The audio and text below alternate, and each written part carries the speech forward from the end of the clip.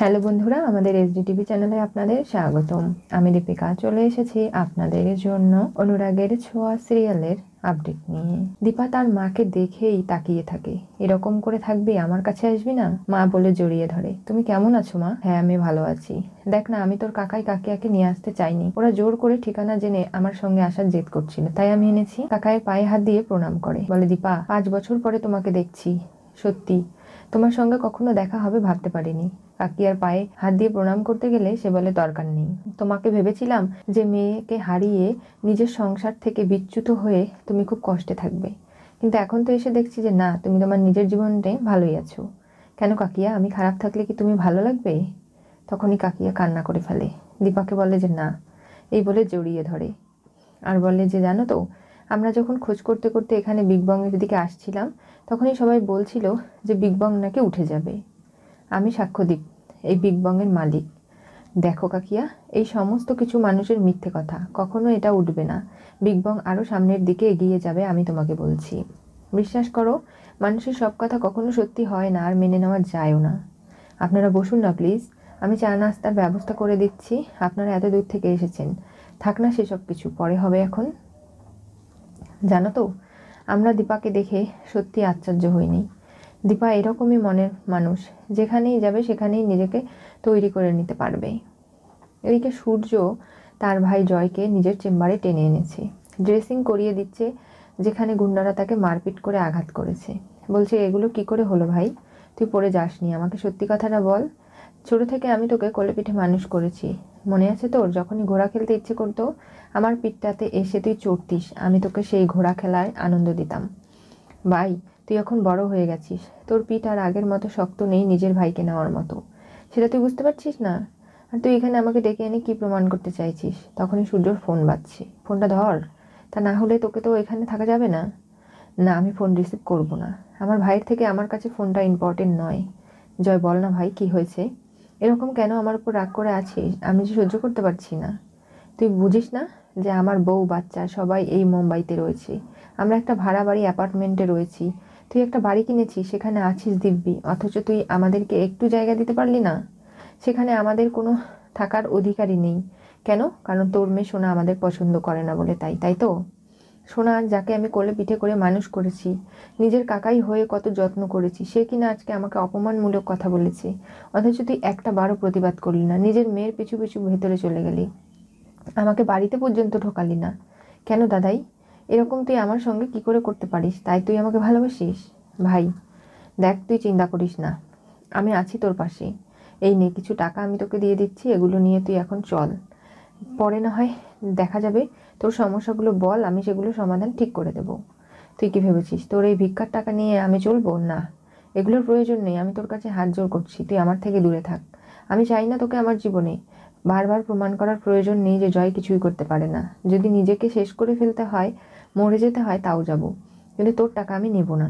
আর যা করার আমি নিজেই করব। এই বলে জয় রেগে চলে যায়। সূর্য অনেক আটকানোর চেষ্টা করেও পারে না। সূর্য ভাবে, তাহলে আমার কাছে একটাই উপায় আছে, যেভাবেই হোক তোর সমস্যা কি আমাকে খুঁজে বের করতে হবে, আর তারপরে সেগুলোর সমাধানও আমাকেই করতে হবে। আমি তোকে এরকম টেনশন চিন্তিত অবস্থায় ছেড়ে দিতে পারবো না ভাই, কারণ আমি বুঝতে পারছি তোর হাতে টাকা নেই। এতটা টাকার প্রয়োজন থাকা সত্ত্বেও তুই আমার হাতের টাকাগুলো নিলি না। আমার তো খটকা লাগছে। চারু একটা ইভেন্টের আয়োজন করছে, যেখানে ডাক্তাররা সবাই মিলে হেলদি ফুড, হেলদি রান্নার এই সমস্ত কিছুর ওপর স্পন্সার করছে, আর সেখান থেকে 50 লক্ষ টাকা রান্নার এই প্রতিযোগিতায় যে জিতবে তাকে দেওয়া হবে। আর সেখানেই কিন্তু দীপা নাম লিখিয়েছে। চারু বলছে একটা মিটিংয়ের অর্গানাইজেশন করতে, যেখানে সে অনলাইন সবার সঙ্গে মিট করবে এবং কথাবার্তা বলবে। তখনই দেখতে পারে অলি কান্না করছে। চারু এসে বলে, কি হয়েছে অলি? মিটিংটা তাহলে ক্যান্সেল করে দিন, আজকে হবে না। তুমি আমার জন্য মিটিং ক্যান্সেল করলে চারু? এতটা ভালোবাসো আমাকে? কি হয়েছে দেখো না, আমার বেস্ট ফ্রেন্ড জয়ী আমার সঙ্গে কথা বলছে না। আমার ওর জন্য খুব কষ্ট হচ্ছে। ও কেন আমার সঙ্গে এই আচরণগুলো করছে আমি বুঝতে পারছি না। তাহলে চলো কোথায়, জয়ীদের বাড়িতে যাওয়া যাক। আমরা আগে বেস্ট ফ্রেন্ডদের মধ্যে ভুল বোঝাবুঝি হলে বাড়ি গিয়ে মিটিয়ে নিতাম। তুমি আমাকে নিয়ে যাবে সত্যি? হ্যাঁ। সূর্য এসে বলে, তোমার সাথে আমার একটা কথা আছে। তোমার এই ইভেন্ট ম্যানেজমেন্টে একজনকে আমি রাখতে চাই। কে সে? তার নামটা না হয় পরে বলবো। তুমি এখন কোথাও যাচ্ছ, তাহলে যাও, পরে কথা হবে। আমরা জয়ীদের বাড়িতে যাচ্ছি। ঠিক আছে। কলিং বেল বাজাতেই জয়ীর সই দরজা খুলে দেয়। জয়ীকে ডাকে, বলে দেখো তোমার বেস্ট ফ্রেন্ড এসেছে। কে আমার বেস্ট ফ্রেন্ড? আমি এসেছি জয়ী। তুমি আবার কেন এলে আমাদের বাড়িতে? দেখো না তোমার জন্য আমি খুব কষ্ট পাচ্ছি, তুমি এরকম করে আমার সঙ্গে কেন কথা বলছো? আমি আমার মাকেও নিয়ে এসেছি। কোন মা? চারুর হাত ধরে দেখে, এটা তো দীপা নয়। বলে এই মায়ের সঙ্গে তোমার অনেকবার আমার দেখা হয়েছে, কথা হয়েছে। শুধু মা বলে ডাকলেই মা হওয়া যায় না, মা হতে গেলে অনেক কষ্ট করতে হয়। উনি তো তোমার আসল মা নয়, তাহলে ওনাকে তুমি কেন এখানে এনেছো? দেখো তুমি আমাকে অপমান করছো, করো, তুমি আমার নতুন মাকে অপমান করতে পারো না।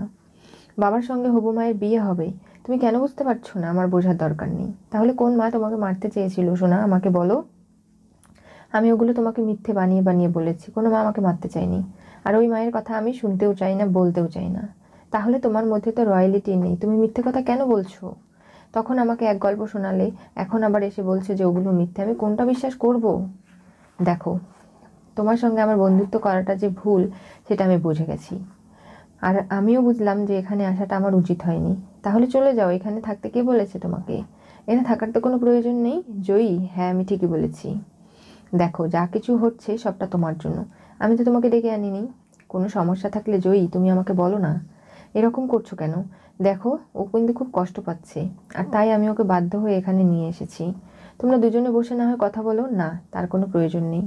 তার মানে তোমার বাবা আমার সম্পর্কে কিছু বলেছে, তাই না? আগেই বলেছিল, আমি সেটা বিশ্বাস করিনি, কিন্তু এখন আমি আমার পাপার কথা অনুযায়ী চলবো।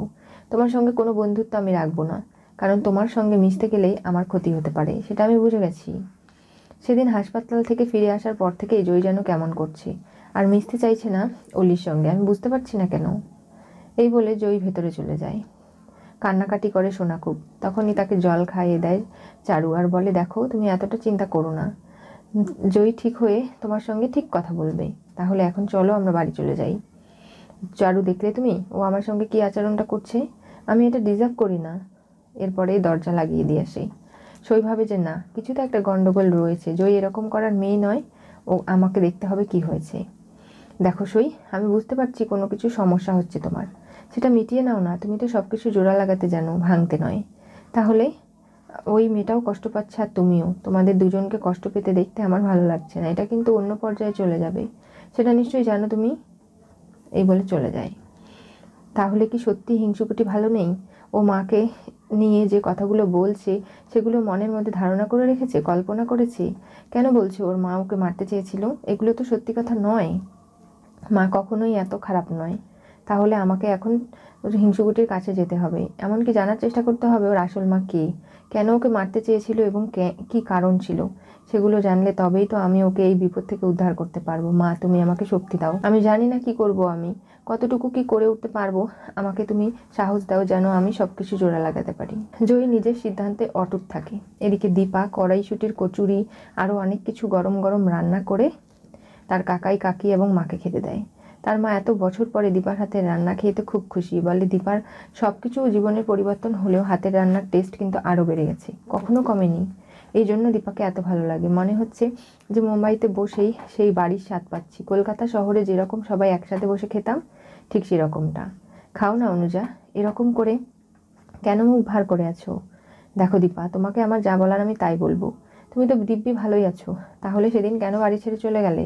সূর্য ফিরে এসেছিল সোনাকে নিয়ে, তুমি যদি থাকতে তাহলে আজকে তোমাদের পরিবারটা ঠিক থাকতো। এক মেয়েকে হারিয়েছো, আর এক মেয়ের কাছে তুমি কেন ফিরে গেলে না? এখনো সময় ছিল, তুমি তারপরেও যাওনি। সেটা আর সম্ভব নয় কাকিয়া, তুমি কেন সেটা বুঝতে পারছো না? তখনই দীপার মনে পড়ে সোনা ধাক্কা মেরেছিল তাকে, কোনোভাবেই সম্পর্ক রাখতে চায় না। এমনকি মা বলে ডেকেছে, মা আর বেঁচে নেই এগুলোও বিশ্বাস করে সে মনে মনে। তাহলে কেন সেই মেয়ের কাছে গিয়ে অপমানিত হবে? তাই কোনোভাবেই সেগুলোর প্রশ্ন উঠছে না। দীপার কথায় কাকাই বলে দেখো, আমার একটাই কথা দীপা, তুমি ভালো আছো, ভালো থাকো। এই সব কিছু ভাবনা চিন্তা করে নিজের জীবনটাকে অন্য পথে নিয়ে যাওয়ার দরকার নেই। আমরা সূর্যের সঙ্গেও দেখা করব, তারপরে দেখি না কি ঘটে। আপনি খান না রত্না দেবী? হ্যাঁ আমি খাচ্ছি, আমার মেয়ের হাতের রান্না আমাকে তো খেতেই হবে। গরমা গরম না খেলে কি ভালো লাগবে? কি হতে চলেছে অনুরাগের ছোঁয়া সিরিয়ালের পরবর্তী টুইস্টে? সূর্য জয়ের ট্রিটমেন্ট করলো, জয়ীর বাড়িতে শোনা চারুকে নিয়ে অপমানিত হলো, দীপা রান্না করে খাওয়ালো। আজকে কাকিয়া যেভাবে দীপাকে দোষারোপ করছে, সারা জীবন যেমনটা করেছে তেমনটাই, তার মধ্যে এতটুকু কোনো পরিবর্তন নেই। তখনই রত্না বলে ওঠে যে কি ব্যাপার, আপনার বাড়ির বৌমা ভালো আছে দেখে আপনার ভালো লাগছে না, কিন্তু বাড়ির ছেলেও তো বাড়িতে ফেরেনি, তার বেলা কোনো কথা নেই? আমি তো আপনাকে কিছু বলিনি, কেন বলবেন আপনি আমার মেয়েকে? আমার মেয়ে সারাটা জীবন ধরে কষ্ট করেছে, স্যাক্রিফাইস করেছে, অথচ তার কোনো মূল্য নেই আপনাদের কাছে। বাড়ির ছেলে যে এত বড় একটা সিদ্ধান্ত নিয়ে বাড়ি ছেড়ে চলে গেল, তখন তো আটকাতে পারেননি, এখন পর্যন্ত বাড়িতে ফিরিয়েও নিয়ে যেতে পারেননি, তাহলে দীপার দোষ কেন ধরছেন? ওদিকে জয় কি করবে না করবে অন্যরকম পাগলামি শুরু করেছে। আর জয়ের জন্য সূর্য একটা নতুন পরিকল্পনা করে রেখেছে, চারুর অফিসে চাকরি দেওয়ার। এরপরে আদৌ কি জয় সেটা করতে পারবে? জানতে চোখ রাখতে হবে আমাদের চ্যানেলে। পাশে থাকা বেল আইকনটি অবশ্যই করে